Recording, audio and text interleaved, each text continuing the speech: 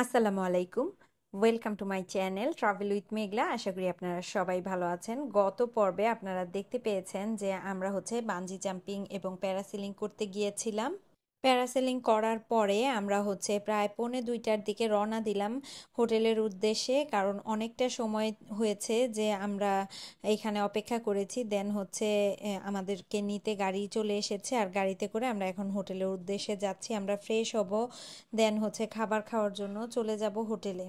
যেতে যেতে আমরা এখানে ফেয়ার লেক দেখছিলাম। ফেয়ার লেকের অপরূপ সৌন্দর্য আপনাদেরকে মুগ্ধ করতে বাধ্য, কারণ এত সুন্দর আশেপাশে পাহাড়, পানির কালার সব কিছু যেন অন্যরকম। আর যখনই এর পাশে আপনারা থাকবেন, ঠান্ডা একটা বাতাস অনুভব করবেন যা আপনাদের মন প্রাণ দুটোই জুড়িয়ে দিবে। নেপালে কিন্তু সমুদ্র নেই, আর এই ফেওয়ালকটা কিন্তু অনেক বড়, তাই নেপালের মানুষ এটাকেই সমুদ্র ভেবে মনকে সান্ত্বনা দেয়। এর আশেপাশের যে পরিবেশ সেটা কিন্তু অসম্ভব সুন্দর। তাছাড়া এর চারপাশে কিন্তু আপনারা অনেক হোটেল পেয়ে যাবেন, এগুলোতে চাইলে আপনারা কিন্তু রাত কাটাতে পারেন। ফেয়ার লেকের সৌন্দর্য দেখতে দেখতে আমরা হোটেলে চলে এসেছি, আর এসেই আমরা খাবার দাবার অর্ডার করে ফেলেছি। আজকে আমরা সব বাফেলো আর ডাল নিয়েছি, সাথে সবজি, সালাদ এবং সাদা ভাত ছিল। এখানকার বাফেলো টেস্ট কি বলবো, খুবই মজার ছিল। আমরা যে কয়দিন পোখারাতে ছিলাম, হালাল ফুড হিসেবে আমরা এই হোটেলটাতেই খেয়েছি। আর এই হোটেলটার নাম পোখারা হালাল ফুডল্যান্ড। আপনারা কিন্তু যে কাউকে জিজ্ঞেস করলেই আপনাদেরকে দেখিয়ে দিবে। আর এখানকার সিস্টেম আপনারা এসে অর্ডার করার পরে ওরা গরম গরম রান্না করে দিবে। ওরা রাইস কুকারে ভাত রান্না করে, প্রেশার কুকারে মাংস রান্না করে, আপনাদেরকে বসিয়ে রেখেই ওরা ইনস্ট্যান্ট খাবার সার্ভ করবে। আর এখানে বাসি কোনো খাবার সার্ভ করা হয় না, এটা একটা ভালো দিক। আর এইদিকে বাচ্চাদেরকে মোবাইল দিয়ে দিলে ওরা যে কি মনোযোগ সহকারে খায়, এটা মুসাইবাকে না দেখলে বোঝাই যায় না। সে খাবার কোন দিক থেকে খাচ্ছে সে নিজেও জানে না। তো খাবার দাবারের পরে এখানে আমাদেরকে ফান্টা আর কোক দিয়েছে, তো যে যার ইচ্ছে মতো নিয়ে নিয়েছে। এদিকে আমাদের খাওয়া দাওয়া শেষ, আমরা হাত গুটিয়ে বসে আছি।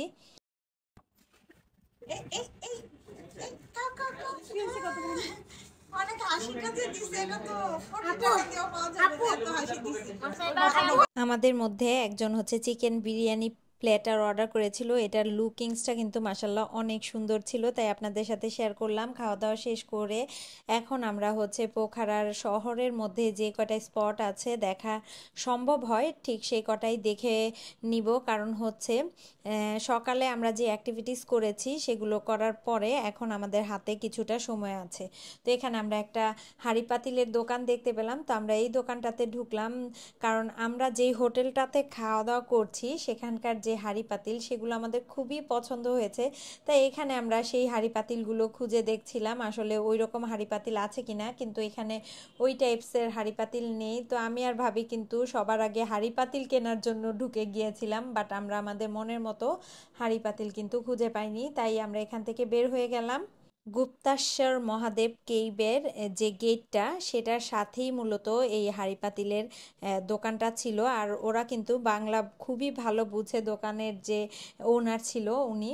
তো ওনার সাথে অনেকক্ষণ গল্প করে এখন আমরা এই গুপ্তাশ্বর মহাদেব কেবের ভেতরে ঢুকে যাব। এখানে ওদের এন্ট্রান্স গেট, তো এই গেট দিয়েই ভেতর দিকে যেতে হয়। ঢোকার সময় দেখতে পেলাম দুপাশে অনেকগুলো দোকান, আর এখানে সব জায়গায় আসলে একই টাইপের জিনিসপত্র পাওয়া যায়। তো সেগুলোই দেখছিলাম। ওরা মূলত ওদের তৈরি হাতে তৈরি শাল, তাছাড়া বিভিন্ন বিডস বা পুঁতির তৈরি অর্নামেন্টসগুলো অনেক দামে সেল করে। আর তাছাড়া ওদের হ্যান্ডমেড কিছু জিনিসপত্র পাওয়া যায় যেগুলো আপনাদের কাছে ভালো লাগতে পারে, তবে এখানে একটু প্রাইস বেশিই চাচ্ছিল। তো আমরা আসলে এখন কেনাকাটা করব না, তাই আমরা কেইবের উদ্দেশ্যেই রওনা দিলাম। তো কেইবের ভিতরে এখান থেকে ঢোকার জন্য চিহ্ন দেয়া আছে যে কোন পাশ থেকে ঢুকতে হবে আর কোন পাশ থেকে বের হতে হবে। তো এদিকে দেখতে পেলাম যে অনেকগুলো চার্চের যে মানুষ থাকে তারা এখান থেকে দেখে তারপর বের হচ্ছে। আর এখানকার কারুকার্যগুলো আর কালারটা খুবই ভালো লেগেছে আমার কাছে।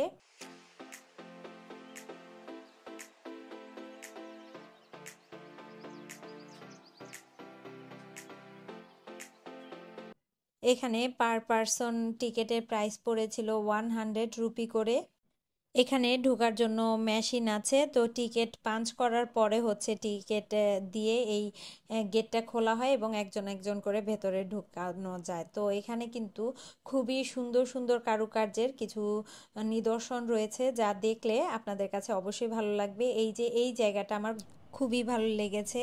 এরপর এখান থেকে হচ্ছে সিঁড়ি দিয়ে নিচে নামতে হয়। তো আপনাদেরকে আমি একটু 360 ভিউর মতো একটা ভিউ দিয়ে দিচ্ছি যে এই মন্দিরটা আসলে দেখতে কেমন। তো এইদিকে আসলে অনেক মানুষ ছবি তুলছে, এই যে যার মতো করে আসলে ভিডিও ছবি সব নিচ্ছে। তো এর ফাঁকে ফাঁকে হচ্ছে আমরা একটু ছবি ভিডিও নিয়ে নিচ্ছি। আর দেয়ালে কিন্তু ওরা হচ্ছে মূর্তি দিয়ে তৈরি কারুকার্য করেছে। তাছাড়া এখানে সিঁড়ির যে স্টাইল সেটা কিন্তু খুবই সুন্দর দেখতে পাচ্ছেন। এই মন্দিরটা মূলত গুপ্ত কেদার নামেও পরিচিত। এই স্থানটি হিন্দু দেবতা শ্রীরামের সাথে যুক্ত। পাশের পাহাড়টির নামকরণ করা হয়েছিল রামগিরি। ঐতিহ্য অনুসারে প্রথম আবিষ্কৃত হয় ভগবান রাম যখন স্ত্রী সীতা ও ভাই লক্ষণদের সাথে দণ্ডকারণ্যে বনে বিচরণ করছিলেন এবং গুহাতে থাকা দেবতার নাম রাখেন তখন গুপ্তেশ্বর। এখানে মূলত পাহাড় কেটে তারপরে হচ্ছে গুহাটা তৈরি করা হয়েছে। আর এই গুপ্তেশ্বর গুহাটা একটা গুহা মন্দির যা শিবকে উৎসর্গ করে তৈরি করা। এটা মূলত একটা চুনা পাথরের গুহা। আর এর প্রধান আকর্ষণ হলো বিশাল আকার একটা শিবলিঙ্গ আছে, যা আকারে বৃদ্ধি পাচ্ছে বলে কথিত আছে। আর এটা বিশ্বাস করা হয় যে গুহাটি রাম আবিষ্কার করেছিলেন এবং মহারাজা বীর বিক্রম দেবের রাজত্বকালে পুনরায় আবিষ্কৃত হয়েছিল। শ্রাবণ মাসে সাধারণত গুহাটি ভক্তদের দ্বারা পরিদর্শন করা হয়, যারা কানওয়াদিয়া নামক সজ্জিত বাঁশের পালকিতে খালি পায়ে মন্দিরে যায় এবং ভগবান গুপ্তেশ্বরের পূজা করার আগে মহাকুণ্ডে স্নান করে। শিবলিঙ্গ মন্দিরে পৌঁছাতে প্রায় 200টি ধাপ রয়েছে। এর প্রবেশপথ প্রায় 3 মিটার প্রশস্ত এবং 2 মিটার উঁচু। হিন্দুরা যেহেতু গরুকে দেবতা মানে, তাই এখানে একটা লাল রঙের গরু তৈরি করে তারপর সেটাকে সাজিয়ে রাখা হয়েছে এবং এটাকে তারা পূজা করে। তাছাড়া এই পুরো গুহাটাই একদম অন্ধকারাচ্ছন্ন, আর মাঝখানে মাঝখানে হচ্ছে লাইট দেয়া আছে। তো সেটা দেখে দেখেই হচ্ছে মানুষ যাচ্ছে। আর পুরোটা হচ্ছে পানিতে একদম সেতে হয়ে আছে, আর খুবই সাবধানে আমাদের পা ফেলতে হচ্ছিল কারণ পিচ্ছিল ছিল। এরকম সরু রাস্তা ধরে আমরা হচ্ছে ভেতর দিকে যাচ্ছিলাম। আর পুরো পাহাড়ের গা জুড়ে এরকম পাথর দিয়ে দিয়ে খুব সুন্দরভাবে সেট করা হয়েছে। এটা অবশ্যই আমার মনে হয়েছে মানুষ তৈরি করেছে। দেখতে পাচ্ছেন পাথরের ভাঁজগুলো এত সুন্দর, আর অবশ্য কাছ থেকে দেখলে এটা আমার গা শিরশির করছিল। আপনাদের কেমন লাগছে আপনারা কিন্তু জানাবেন। আমরা হাঁটতে হাঁটতে এক সময় হচ্ছে গুহার লাস্ট প্রান্তে চলে এসেছি। আর এখানে আসতে আমাদের প্রায় 15-20 মিনিটের মতো সময় লেগেছে, কারণ প্রচুর মানুষের ভিড় ছিল। সবার সাথে তাল মিলিয়ে আসতে আসতে আমাদের দেরি হয়ে গিয়েছে। আর এই জায়গাটাতে আসার পরে আমরা একটা ফলস দেখতে পেলাম বললে ভুল হবে, আমরা আওয়াজ শুনতে পাচ্ছিলাম, কারণ হচ্ছে তখনও পানি অত বেশি ছিল না, তবে এখান থেকে আমরা শব্দ পাচ্ছিলাম। আর এই যে পাহাড়ের গুহার যে গায়ের একটা ভাঁজ, সেটা আপনাদের সাথে একটু শেয়ার করলাম। মানুষজন একদম ঝর্ণার নিচে পর্যন্ত নেমে গিয়েছে, তাদের এত সাহস দেখে আমার আসলে ভয় লাগছিল। তো আমরা যেতে যেতে রেলিং ধরে একদম লাস্ট প্রান্তে চলে এসেছি। এরপরে গুহার আর কোনো অস্তিত্ব নেই, তবে এখানে এসে দেখলাম কিছু শিব মূর্তি রয়েছে। আর এখানে মানুষজন দান করছে টাকা পয়সা, তাছাড়া পূজাও করে হয়তোবা। তো আমরা আবারও সেই পথ ধরে হেঁটে হেঁটে যাচ্ছি। আর এখানে দেখতে পাচ্ছেন পাহাড়ের গা বেয়ে পানি পড়ছে, আর নিচের রাস্তাগুলো আসলে ভিজে সেতসেতে হয়ে গেছে, সাথে পিচ্ছিল।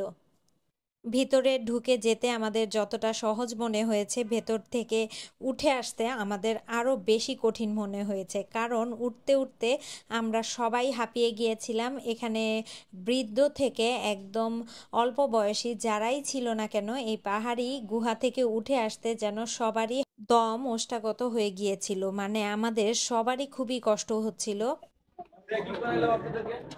হ্যাঁ, সেই ট্রেকিং আমরা এবারে বেস ক্যাম্পে আসছি।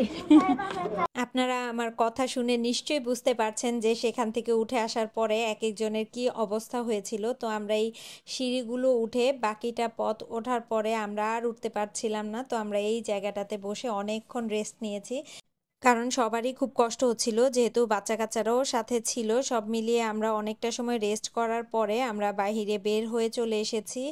আর এবার আসার সময় দোকানগুলো একটু চোখ বুলিয়ে নিচ্ছিলাম ভালোভাবে, যাতে এখানে কি, কি আছে দেখে নিচ্ছি। এখানে মূলত পশমি শাল, যেগুলো ইয়াকের পশম থেকে তৈরি, এই টাইপের শাল পাওয়া যাচ্ছিল। তাছাড়া নানা রকম হ্যান্ডমেড জিনিসপত্র, তাছাড়া বিডসের জিনিসপত্র, এগুলোই মূলত ছিল। তো আমরা একটু দাঁড়িয়ে দাঁড়িয়ে দেখছিলাম, প্লাস হচ্ছে ওদের কাছ থেকে প্রাইস জানার চেষ্টা করছিলাম।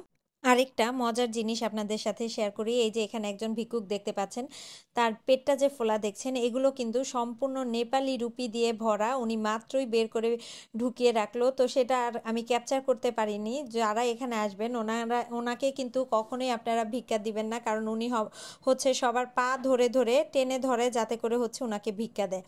তো রাস্তার অপোজিটেই হচ্ছে ডেভিস ফল।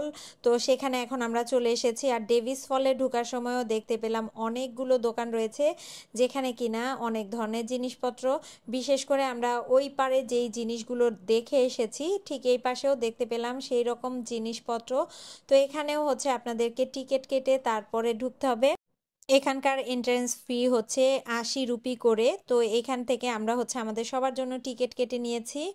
এরপরে হচ্ছে আমরা এর ভেতরে ঢুকে গেলাম। তো আমরা এখানে যখন ঢুকছিলাম তখন অলমোস্ট প্রায় সন্ধ্যার কাছাকাছি চলে এসেছে। তো আমরা একদম সরাসরি ভেতর দিকে চলে আসলাম। এখানে দেখতে পেলাম ওরা হচ্ছে সব জায়গায় হচ্ছে বিভিন্ন জায়গায় বিভিন্ন মূর্তি তৈরি করে রেখেছে, যেখান থেকে হচ্ছে ওরা সেগুলোকে পূজা করছে, প্লাস হচ্ছে ওরা বিভিন্নভাবে সেগুলোকে টাকা পয়সা দিচ্ছে, এই আর কি। তো নিচে দেখতে পেলাম যে ছোট্ট একটা ঝর্ণা, আর এই ঝর্ণাটাই মূলত ডেভিস ফল। আর এখানে বর্ষাকালে কিন্তু অনেক পানি থাকে। আর এখানকার ঝর্ণাটা যেতে যেতে দেখতে পাচ্ছেন পাহাড়ের খাঁজে খাঁজে কিভাবে একটা ফাটল থেকে ঝর্ণার রূপান্তরিত হয়েছে।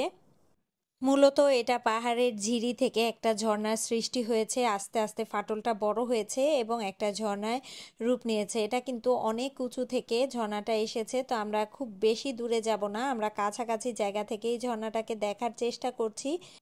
ঝর্ণার পানিগুলো কিন্তু খুবই ক্লিয়ার ছিল। আর এই ঝর্ণাটাই হচ্ছে গুপ্তাশ্বের মহাদেব কেইবের ভিতর থেকে যে আমরা ঝর্ণার সাউন্ড পাচ্ছিলাম, সেটাই মূলত সেখানে অবস্থিত। তো এখানে হচ্ছে আমরা কিছুক্ষণ অপেক্ষা করলাম, বাচ্চাদের সাথে দুষ্টামি করলাম এবং পুরো পার্কটা, এই ফলসের পাশে যেই পার্ক রয়েছে সেটা ঘুরে ফিরে দেখলাম। এই ফলসের আশেপাশে কিছুক্ষণ ঘোরাঘুরি করে আমরা হচ্ছে এখান থেকে বের হয়ে গিয়েছি। আর বের হওয়ার পরে একটা ভাইয়া আমাদেরকে বাবল টি খাওয়ালো, কারণ হচ্ছে নেপালের এখানে বাবল টি খুবই জনপ্রিয়। তো সবাই আমরা হচ্ছে বিভিন্ন ফ্লেভারের বাবল টি খেয়ে নিলাম।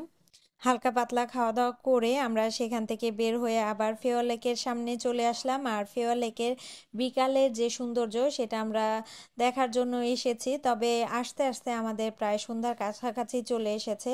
তো আমরা ভেবেছিলাম হচ্ছে বিকেলের দিকে আমরা ফেওয়া লেকে ঘুরবো, কিন্তু আসলে এত মানুষ আর হচ্ছে তখন প্রায় সন্ধ্যা হয়ে গিয়েছে। তাই আমরা হচ্ছে সিদ্ধান্ত নিলাম যে আগামীকালকে সকাল সকাল আমরা ফেওয়া লেকে চলে আসব এবং ফেওয়া লেকে বোটিং করব। নেপালে এসে ফেওয়া লেকে বোটিং না করলে এটা যেন একটা অসম্পূর্ণ থেকে যায়। এখানে যে বাঁশঝাড়টা দেখতে পাচ্ছেন, এখানে দেখলাম হাজার হাজার বক উড়ে এসে বসছে। তো এটা দেখতে আসলে সুন্দর লাগছিল। আর এই বকগুলোর আবাসস্থল হচ্ছে এই বাঁশের যে ঝাড়, সেই জায়গাটা।